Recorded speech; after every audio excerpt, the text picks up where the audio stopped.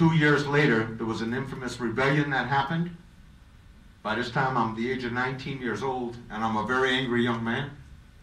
By this time, there were people that were inside of prisons that were being murdered right there by the guards. Indians were called red niggers. They beat us down mercilessly. People were bludgeoned to death right there. So in retaliation to this, eventually there was a lot of people during that time that were rising up. There was the white left was rising up against the war in Vietnam. The black people were rising up against the government. They created the Black Panther Party and the Black Liberation Army. Puerto Ricans had created their organizations. The women were coming into their power. The women's equality movement. People were rising up. The beginning of the American Indian movement started around the times that I was indicted for participating in a major insurrection that happened in 1971, the Attica Rebellion. At that time, the government met our demands for change. We held the prison for 5 days. They came in and killed 43 people in the retaking of the prison. They shot 80 people in cold blood. I took 3 bullets in the retaking of that prison. You can see that story in movies, in the video stores. And I'm really just highlighting right now, going through. While I was out on bail, I was accused of killing a cop during that insurrection. We had pulled this gate down in order to get to the other gates, to get through the bars. They were locked up in one corridor.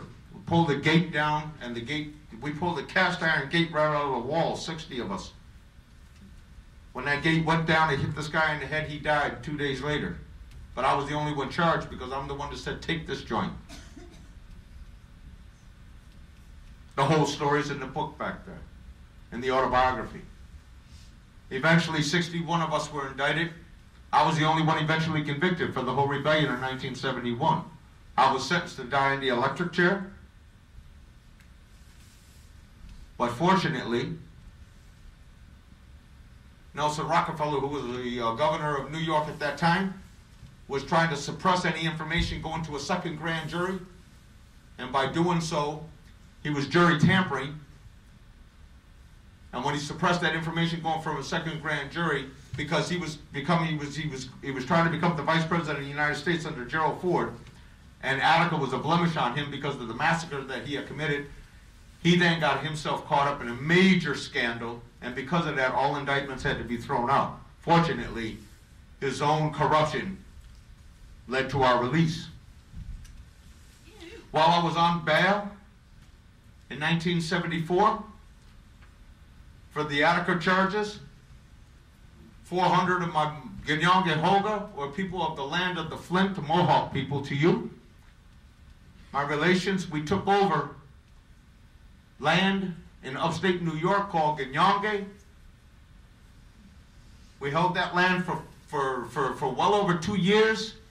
A major incident happened, and the state of New York made a concession and eventually had to give 50,000 acres of land back, and it was the first liberated territory in North America in contemporary terms in 1974. We got that land back, and today it's still a permanent settlement of liberated territory of the Mohawk Nation in upstate New York. Years down the road, I started an organization called the League of Indigenous Sovereign Nations, which was predicated on the dream and the vision of Dagana Wida, who was a great political statesman and a great visionary of the Iroquois Confederation, of our Iroquois people. And he was the one that brought us the great law, the Guyana-Goa. And this great law brought in the concept of the 2/3 majority vote. It brought in the people's referendum. It brought in the women's equality movement, because in our nation, our governmental structure is a matriarchal society. The women and the men hold equal power. My sister here, Cantanetta Horn, comes from that clan mother's system.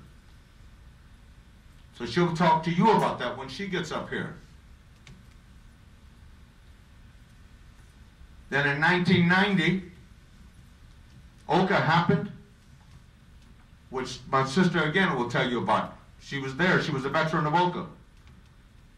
I was there in solidarity with her at Kanawake at the Mearshears Bridge for about a month in solidarity while they were locked behind enemy lines. And the Canadian government, 5,000 troops facing bullets. In 1995, I came up, I joined a religious practice called the Sundance. And for years I'd become a sun dancer, and I found that through the sweat ceremonies, through the tobacco burning ceremonies, through the Sundance ceremony, I was able to find peace with myself. I was able to take my anger and my hurt and my pain and throw it back out, and to be able to release it so I could free myself up to love again, to feel again, to open this center here that had been closed from the horrors of this world, trying to survive. And started to find the beauty again of our culture. A long road to travel down to find this way of life. Then as I began to have visions and see the real power of creation and to talk with the ancestors on the other side, these things were powerful things that happened that showed me that everything that happens in our lives happens for a reason. It doesn't happen by accident. It happens for a reason. That we have to carry on and help others and to strengthen our children for the next generations, to make them a strong people for this healing, not only of the individual or the family, but for the planet. So we have a job to do this. But in this healing does not mean that we negate the necessity to be strong warriors and defend ourselves against those who have lost touch with their emotional body, those who have lost touch with their inner self, and those who only see life for what they can get out of it from greed. And this is what we're up against. So in 1995, I met one of the most beautiful women in the world I ever met. And she was a Cree Indian, and she's from northern Manitoba. And she and I fell in love, and today we're still partners 10 years later. We've got 2 children together, Rainbow and Che. Che Thunder, Rainbow Rose. And when I came up here from New York, I was looking for a place to Sundance, and a friend of mine, a guy I had met at a conference in Edmonton, who lives out here in the Shuswap territory, his name is Wolverine. His name then was William Ignace, but then he later on got his Indian name in ceremony, the Wolverine. I asked him if he knew if there was a place that could find the Sundance. And he told me that there was a place up in 100 Mile House to go and check out. Now in 1994, there was the Quebec government and the Creechan government was trying to stop the Mohawk Nation from selling tobacco, gas, and trying to destroy, once again, the continuum, our economic basis and our free trade and free enterprise. If they can destroy our economy, they can destroy the people. Then they can make us dependent upon their economy and maintain their class privilege while they're ripping us off. All of us. So I was in the bunkers, and we were in the bunkers for 30 days, and we psychologically let the enemy know that though we don't want to engage in warfare, we're prepared to do warfare with you according to the great law. So psychologically, what a bunch of us did all night long, we go down to the valley, and we just unload thousands and thousands of rounds of bullets all night long so that the Joint Task Force 2 and the Canadian ERT, the Emergency Response Team, would hear that all night long. They say, geez, they got an endless supply. If we go in there, we're in trouble. Well, of course, once they realized, they reported back to John Creechan, and John Creechan said, geez, we might lose if we go in there. Not a good thing. So he called them off, pulled them back, and then, of course, at that time, they had to drop the price of cigarettes and the taxes, and so they took $500 million in loss just to put out the smoke shops in the Mohawk territories, but that didn't last for long because they're up and running again. Well, that was in 1994, so I'm looking for a place. I danced when I got back from the bunkers there, I danced up in 100 Mile House at a place called Gustafson Lake. And then in 1995, I was asked by the spiritual leader there, his name was John Stevens. He was a descendant of Red Cloud's people that came up to Canada from South Dakota. But he was the medicine man for that Sundance. He said that he went into the ceremony and the spirits had told him to pass me to Chanupa to run that Sundance. Well, I really didn't want that because I figured the Shuswap people should do their own Sundance in that area. And all I wanted to do was dance and fulfill my commitment. By this time, I'm a 16-year veteran of the Sundance, so I danced 16 times. So when he passed this pipe to me, I refused it 3 times, but you can't refuse it a 4th time. And it came with the 4th time I took the pipe. And so when we went up there to have this dance, we were preparing the grounds for the ceremony.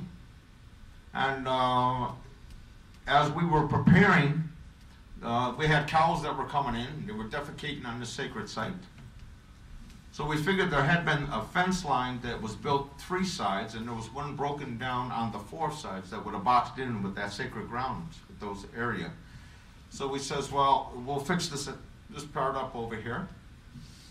And this way we don't have to worry about it in 1995, about the cows defecating and then having to come out of the ceremony at nighttime and chasing them all night long. Of course, then also you had a horny bull out there, and there was a lot of cows just going at it all night long, so it was just like a lot of action, and it's action that we didn't need. So it's kind of comical, you know, because this is the reality. So we build a fence, and all of a sudden these cowboys, now I'm from New York, and I've never seen real cowboys, you know what I mean, on horseback, and you know, driving cows, you know, so I've never seen any of this, and so this is all new to me. But what's not new, but was relatively new in a sense, was the amount of racism in this province, with the rural whites against the native people. Real, outright, almost like Southern Alabama, Mississippi type racism. So I thought it was like the throwbacks to Alabama in the 1950s. When I came up here. So in any event, I'm the kind of guy, after all the years and all my training, that you're not just going to call me a red nigger and get away with it.